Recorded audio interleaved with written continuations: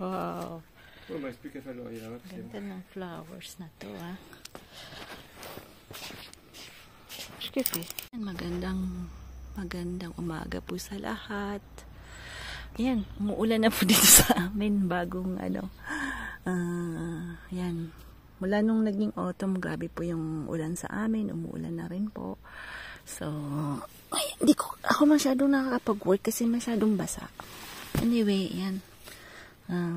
Kukunin natin to kasi nabubulok na po kasi nakasayad siya.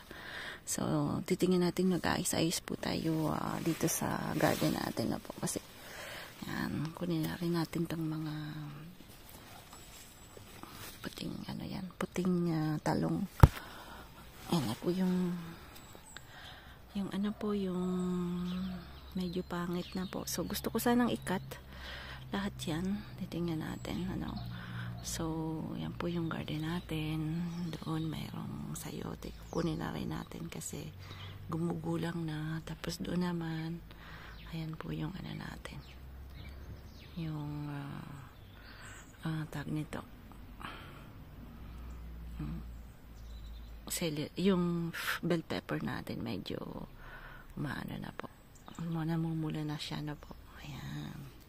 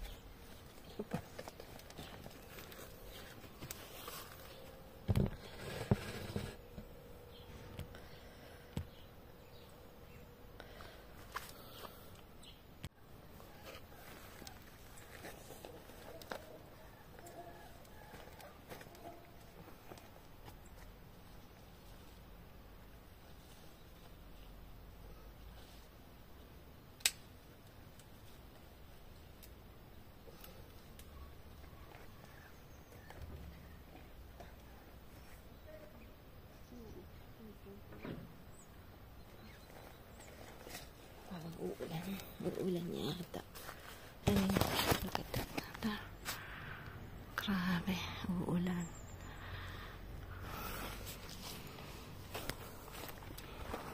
So, yun na po sana yan.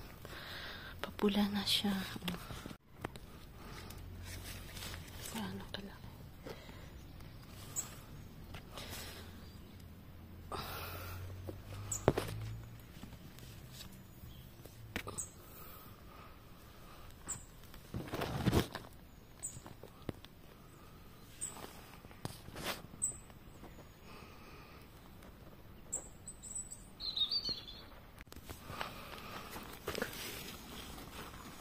Sarap to po. Masarap.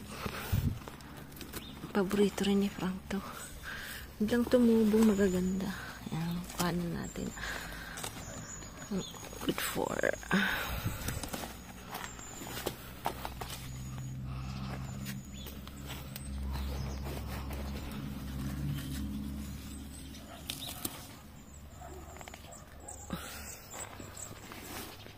Pa. Up.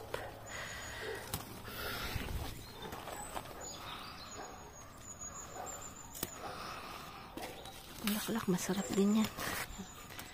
Kuhanan natin yan. Balik tayo sa kitchen. Dami po nating na-recolt na vegetable from the garden. Also, yan, almost lahat po ng mga yan nandito. Ganun po sa garden na po. So, me and Frank, we love vegetables na po. So, kinagandahan lang po kasi because husband, hindi po siya mapili. I mean, kahit yan pong mga damo-damong ganyan, yung talbos, I mean, he eats that na po. So, yung mga French na de français, kimouche pas ça, ça smudge. So, we can eat this one. And it's really good for the health. And I think it's really rich in fibers na po. So,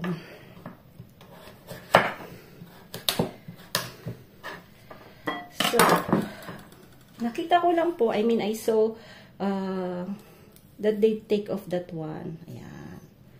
So, when I watch videos, I don't think so too. So, like everyone. So, yan. So, but then, even if you don't take off that, hindi naman po yung nakakamatay. It cannot kill you na po.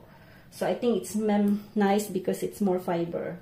So, some people, they eat that because sometimes you have this taste that there's something that, you know, like sand, no? Parang sandy siya. Parang nangingiliti sa inyong, I mean, that tickles you in your tongue. But, it's okay. Kasi, I think, if you don't take off that, it's also, you can take something from that. Kasi yung mga skin posts, usually, or vegetable naman, it's really organic, no? So, it's fertilizer-free. So,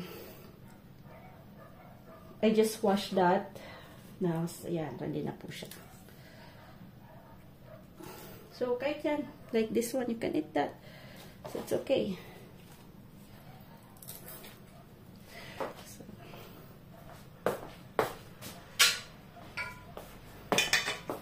So, put it here. Just take off a little. For sometimes when I'm hurrying up, I don't take off anymore. Just put it like that. And then sometimes something's like tickling me in my tongue. I said, no, it's vegetable. It's okay. Yan.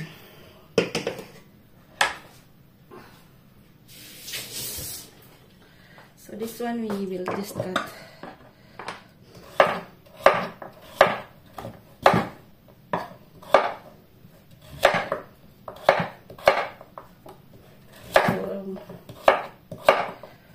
Because in France, basically, we always do some, and I think, but that they know is only for soup. But my mom and dad knows just only to do soup. But in Philippines, we do not do it soup. We do it like a saute. So yeah, pinakbet, that's a saute na po. So we do like with coconut milk, with crab. So it's really different. So when I came to France, I have this cultural shop too. So, yun po yung mga shock na cultural shock.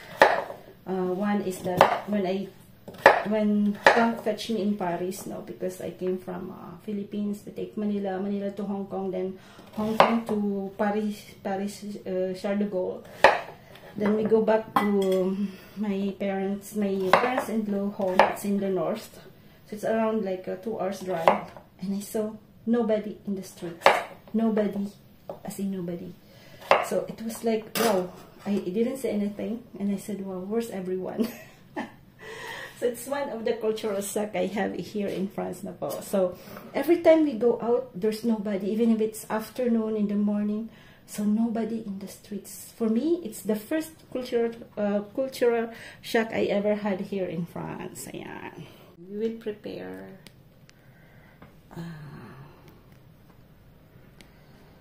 how I prepare Dorade Royale. So it really look like tilapia, no? But it's from the sea. So yung pangalan po nito here in France, it's Dorade Royale.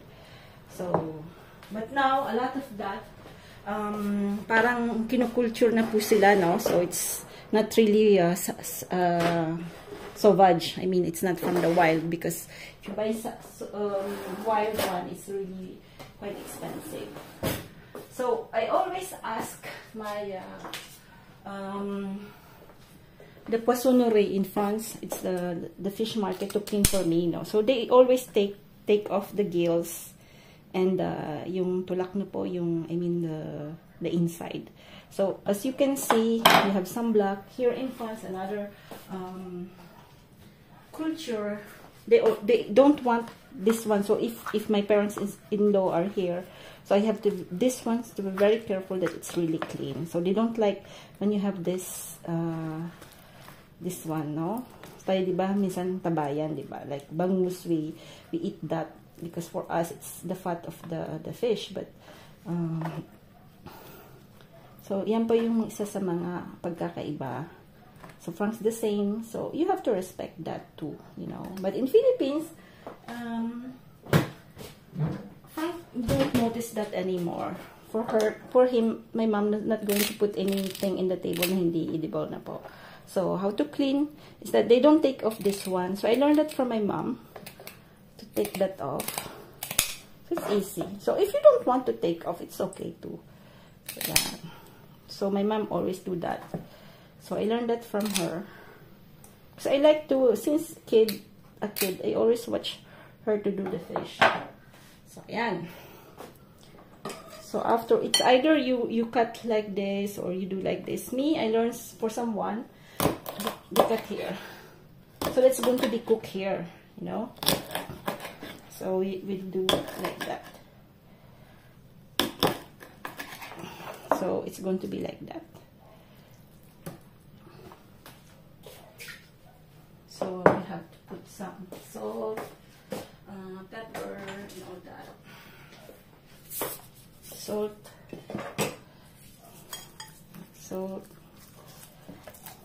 and after pepper.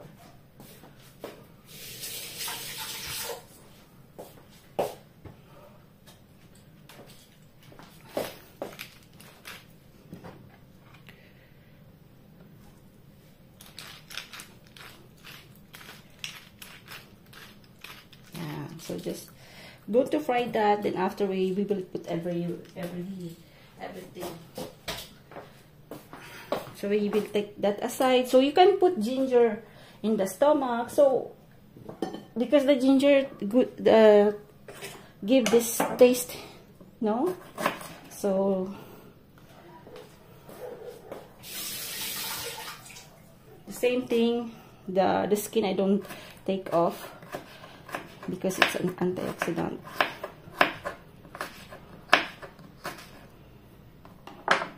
So it's like this, yeah.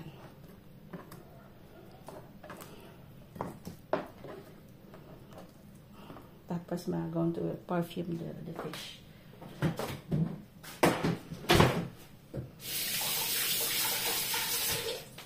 So we will take that aside. The cherry tomato from the garden. So it's the last minute. Mayroon pa din na konti, but it's the last tomatoes na po. So, they're dying na.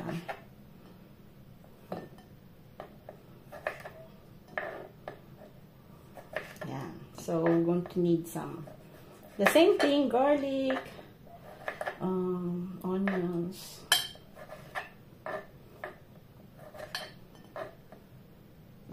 So, wala kasi may konting bulok na po. So, I just have to choose well. So, I'm going to take some onions.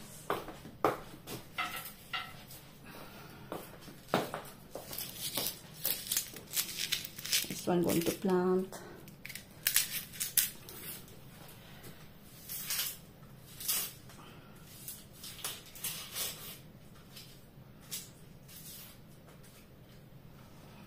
Up. Oop. Up.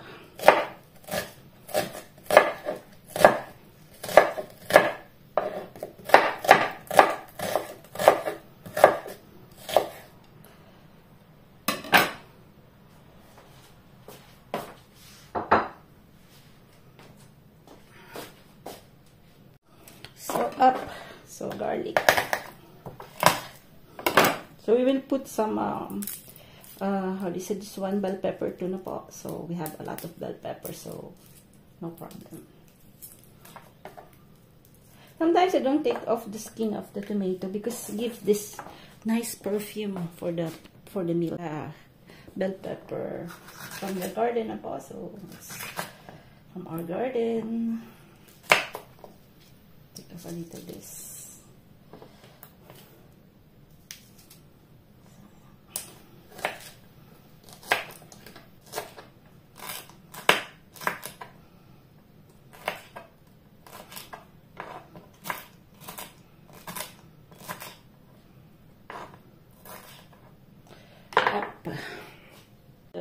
The Dorado Royale na po. So in Philippines, if you was watching this video, you can use tilapia na po.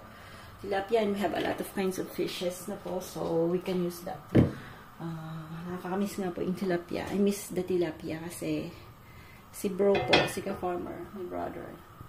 And he got this fish pond before we do tilapia na po, pond na po yung they tried to do that as a business, but unfortunately, hindi po siya masyadong nag-click na po kasi marami din pong problem na na-encounter ng mga fish pond. So, but then, meron pa rin yatang tilapia sa pond, no? So, it's different. The taste is very different. So, it's really tasteful. So, alam ko yung mga pamangkin ko din po, they love that. So, mga anak ni Kabono, ni Anya, they love tilapia, and my kids too.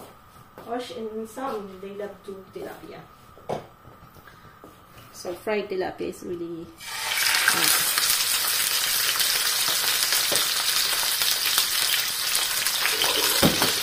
So first we're going to fry the fish, and we will use the oil for the vegetables now, so you have the taste of the fish.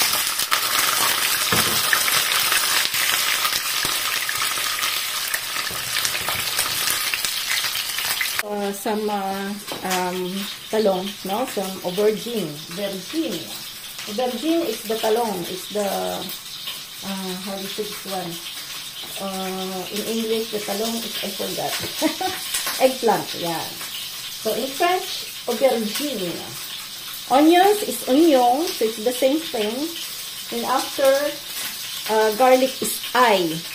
So that's French word. And then this one, the bell pepper is poivron. So you have poivron rouge, that's red poivron. Then we have poivron vert. Vert is green. So vert, V-E-R-T, it's green. And so we're going to do fish provençal.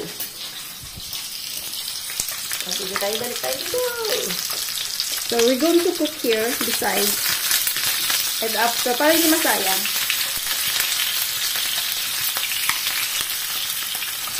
Yan. So, me, I love always to do that para the stomach is really crispy and nice.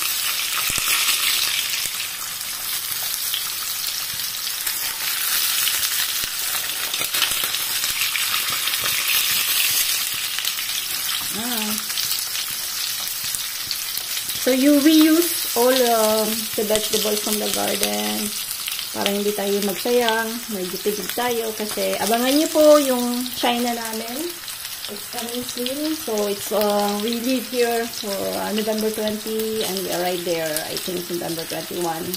And we're going to stay like 14 days with Ocean, with Osh in Shanghai. Ayan, abangan niyo po yung ano namin Frank, adventure.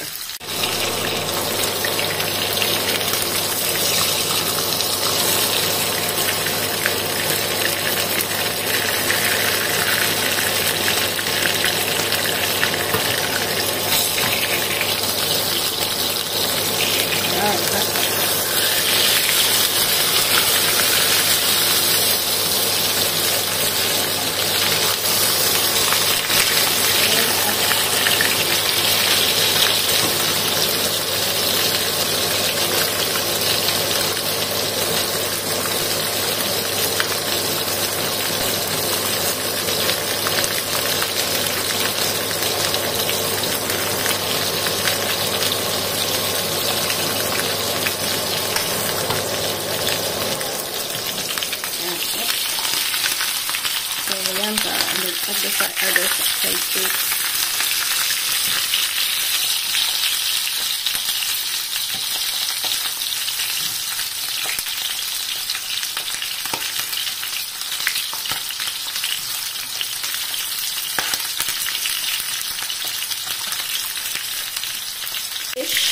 Because it's cooked already. Kasi medyo makapal po yan.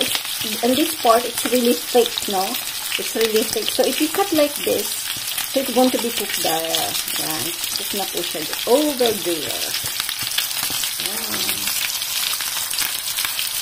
Take off the aubergine inside. Aubergine. That's the talong. Eggplant. Ayan. So we take that off kasi it's cooked already.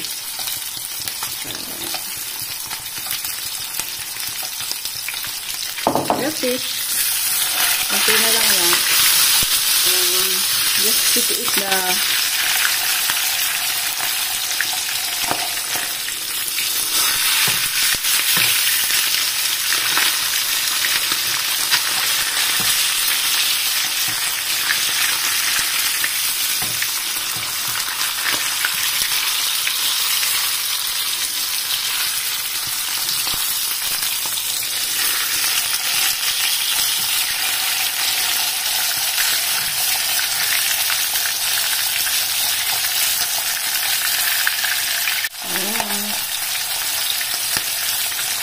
sarap kasi yung lutong-luto yung tiyan niya na po, the stomach.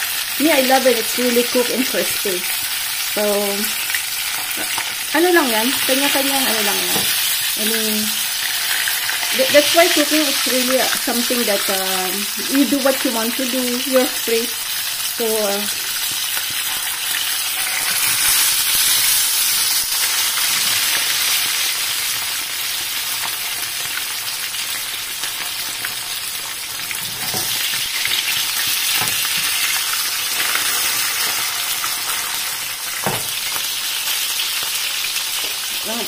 balik-balik, ha? So, you do the other one, and then after you have to turn it back. So, yan. So, I like when it's a little crispy, so, kanya-kanya lang sa lang gusto yan. So, I think it's good. So, we take that up to, and we put here. Yan. Of some oil na po kasi masyadong madami. Up.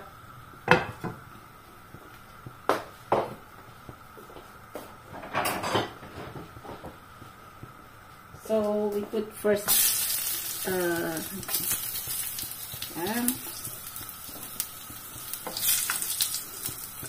I like the skin of the garlic kasi para maano siya na po. So you can put everything.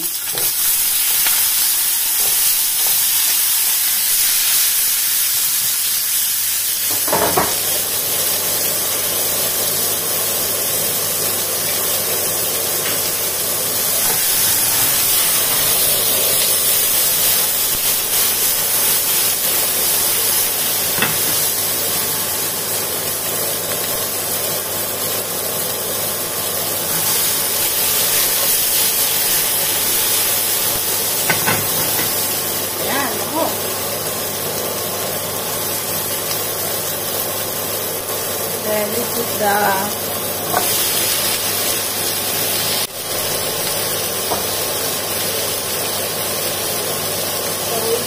soy sauce na po.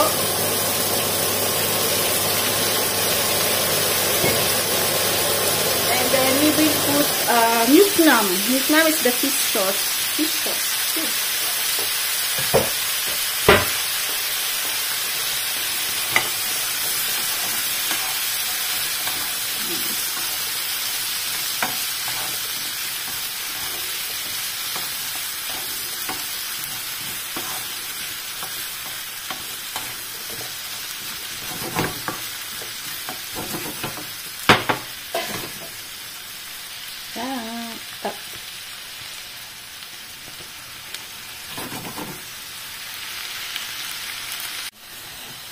The aubergine, no?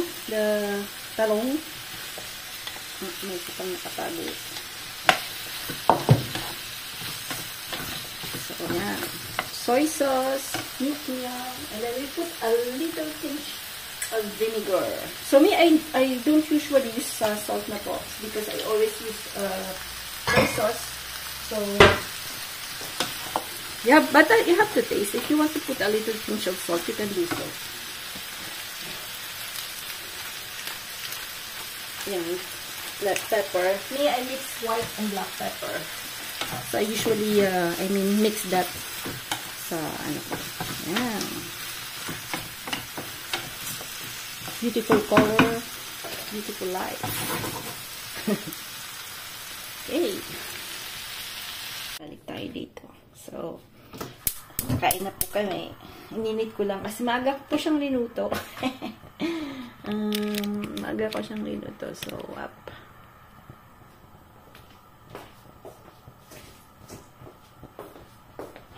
Ano namang naguto? Ano naman? Saka ang paggutom, kuha ng suha. Lagyan na natin ito. Yan.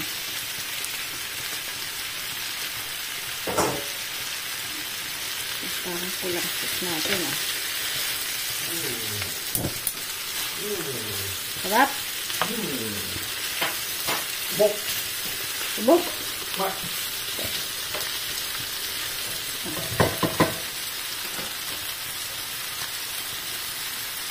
Natin ng konting water kasi parang natuyo. Wala yung chopstick natin, ah. Lalagay pa natin yung fish. So,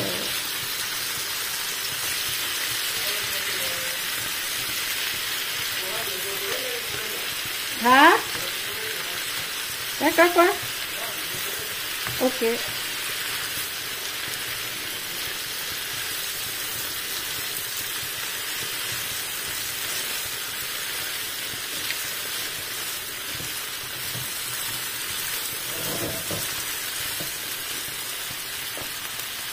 Gutom si Fra. Gutom si Frank. Gutom na gutom. Ayan na po. So, ayan po yung ating.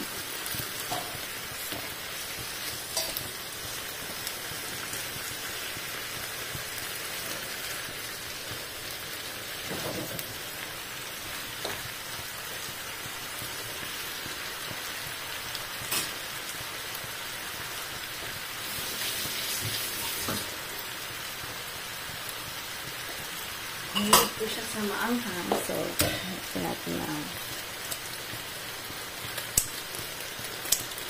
Facultative yan, ha? Hindi po may sa maanghang. Okay lang. Lagyan ng maanghang. Arte-arte lang yan. Yan. So, and put a little sesame oil. Sesame oil.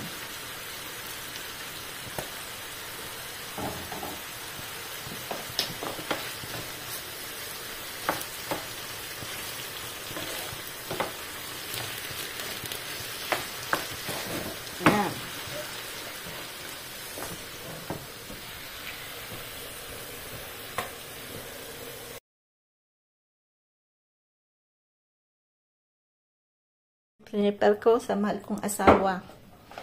Sabi niya, hindi daw masarap. Joke. Masarap o hindi masarap? Ha, Frank? Masarap. Like every day. Like every day? Talaga? Kuka talaga ito, ha? It's masarap. Wait. Masarap. Masarap. Ay. Yung atong ano natin. May fresh orange juice. Tignan natin to. Frank kasi hindi siya gusto niya everyday meron siyang fresh orange, some pamplemousse. Mamayang gabi naman. Tirahin natin mamayang gabi. Yan. Kailang problema na nito, walang takip daw eh. J'ai pas d'issue. Kakainin natin. Tulul! Sarap na naman si Frank. Oui. Juicy pa.